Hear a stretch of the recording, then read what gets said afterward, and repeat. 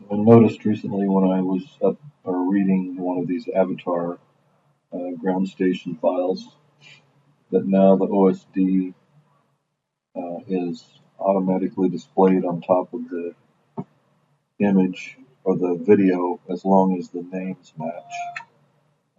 I had changed the name and it stopped the overlay, which was what I was after, but I changed it back. And now if I play this video, Walksnail has integrated the OSD on top. Maybe it's always been there, but I don't think I had run into that before, so thought I would share it here. I've always had to import that to get it to show up when I did a playback. So by renaming the file, you can remove this on playback,